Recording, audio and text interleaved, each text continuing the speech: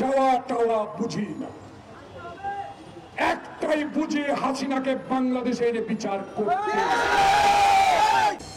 যারা সবচেয়ে গ্রামের মানুষের টাকা লুট করেছে, যারা আধিপত্যবাদ বিস্তার করেছে উপজেলা লেভেলে, তাদের কয়েকজন কিসের ইঙ্গিতে এখানে দাঁড়িয়ে বক্তব্য দিয়েছেন, কথা বলেছেন, কিন্তু ডক্টর ইউনূসের পুলিশ বাধা দেয় নাই। এইটাই তো আমরা চেয়েছি ডক্টর ইউনূসের কাছে। প্রিয় ভাইরা, এখানে দাঁড়াতে পারে নাই, এখানে কথা বলার সুযোগ দেওয়া হয় নাই। হুন্ডা করে এসে যুবলীগ ছাত্রলীগ আমাদেরকে যদি শেখ হাসিনা শেখ মুজিবের বিরুদ্ধে কথা বলতাম, লাঠি পিটা করে উঠিয়ে দিত। প্রিয় সাংবাদিক বন্ধুগণ, আপনারাও সংবাদ সংগ্রহ করতে পারতেন না।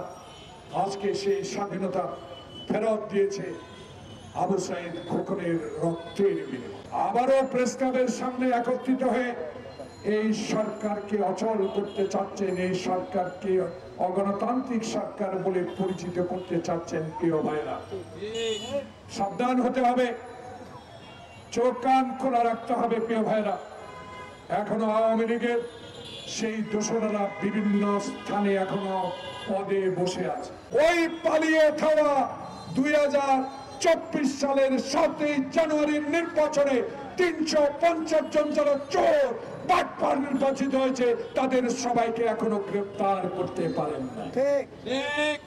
এরা এখনো কোথায় আছে আমরা জানি না। কেন বেনজিরকে এখনো আইনের আওতায় আনা হলো না? কেন আজিজকে এখনো আইনের আওতায় আনা হলো না? আরে হাসিনা না হয় পার্শ্ববর্তী দেশে পালিয়েছে। ফরেন সেক্রেটারি বলেছেন, যদি বিচার বিভাগ চায় তাহলে হাসিনাকে আনার ব্যবস্থা করা যেতে পারে। যাওয়া টাওয়া বুঝি না, একটাই বুঝি হাসিনাকে বাংলাদেশে এনে বিচার করতে।